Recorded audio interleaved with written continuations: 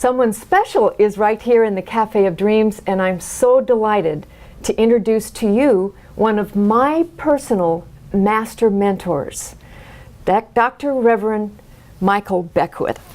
Good to see you again. Lynn Kitchen? Yes. The great chef in the wonderful Cafe of Dreams? In the Cafe of Dreams, where we are cooking up anything that we can possibly dream on the spiritual realm and then make it come true. Absolutely. In reality. Absolutely. So the power of mentorship, this is one of the things that I'm most fascinated with, is the power of mentorship. Right. And how that works. Right. You know, where we each have a mentor that has meant something to us and really helps us expand. Yes. And then we pass that along. Yes. And one of the reasons that I wanted to particularly have you here at the Cafe of Dreams was because you have been a master mentor for me. Thank you. I believe that, you know, it was you in the practitioner classes that I took, and then eventually was licensed as a spiritual practitioner right here at the Agape Church in Los Angeles. That was a total awakening for me. And it was you and Reverend Nirvana, actually, who, in those classes, yes, that created an atmosphere where I finally realized that I was a spiritual presence. Yes. Having a human experience. Right. And that difference made me aware that something else was going on in the world, that there were new possibilities, and really was that point through which I then could help others. So today, I thought maybe we would ask, for the benefit of my patrons, some wonderful questions of you. Could you talk about the people that you recall in your life who were really the master mentors for you, that helped you become the person that you are today? Absolutely.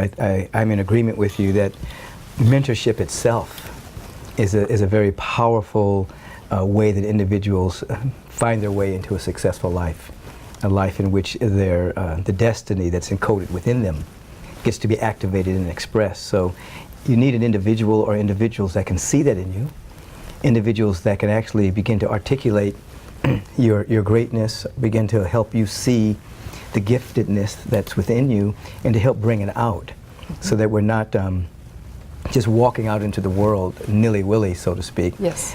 In every culture, you know, there are mentors or village or ways by which people nurture the next generation to become their greatest self. And so mentorship is extremely important here in the United States, because many people are bereft of mentorship, and they're being raised by television and pop culture and the radio, which has very little good music on it at all. It's mainly a coding of materialism and consumerism and things of this particular nature.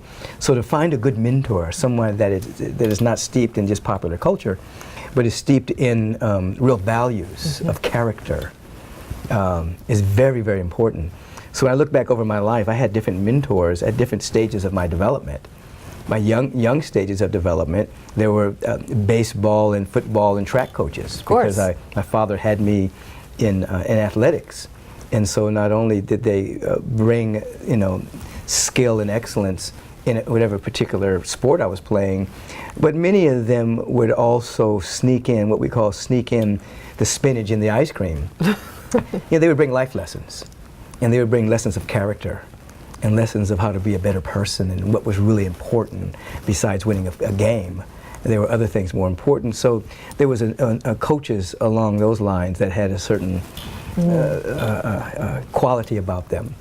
I think my first mentor would be more from observation, which would be my dad, who I watched. We have two other brothers, so he and my mother, Alice Geneva Beckwith, raised 3 kids. And I watched my father, who was a probation officer. What's his name? Francis Beckwith Jr. Francis Bernard Beckwith. Francis Bernard Beckwith. We had the same middle name. Yes.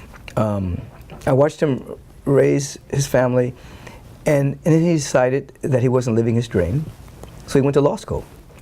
And he was the oldest individual in his class. because he had a family, and he'd already had a career. Right. And he ended up becoming an attorney, had a successful law practice, and then became an administrative law judge at the end of his career. So I watched him do all of these things, and not making any excuses as to anything that would bend, deny, block, or hinder his success.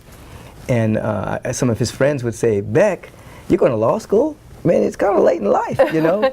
That took courage. Yeah, and he just did what he had to do. He went to school at night and worked during the day. I used to see him. Wow. I was in high school, so I'd wake up and I could see him studying in the dining room. In the dining room light, while everyone's asleep, and then he'd get up and go to work. So I guess my first mentor by observation was my dad. I mean, my mom too, of course, because he showed me that you don't need to make any excuses.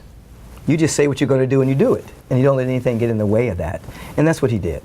And he's a retired judge now, and continues to assist and support his great-grandchildren in ways that greatly assist them. So then I think about my dad. I think about a man by the name of Ernie Sprinkles, who was a friend of my dad. He met my father as a probation. They were both probation officers together. And Ernie Sprinkles was married before he passed over. He was Lissa Sprinkles' husband. Oh, Lissa Sprinkles' husband. Yes. I just saw her. Yeah. Right here in the cafe. Right. And so he brought a certain mentorship as well. He used to run the Economic Youth Opportunity Association of LA, and he gave me one of my first jobs, but also gave me not just a job, but an education, you know, in terms of some guidance. Some guidance along those ways, and that carried me for a long period of time.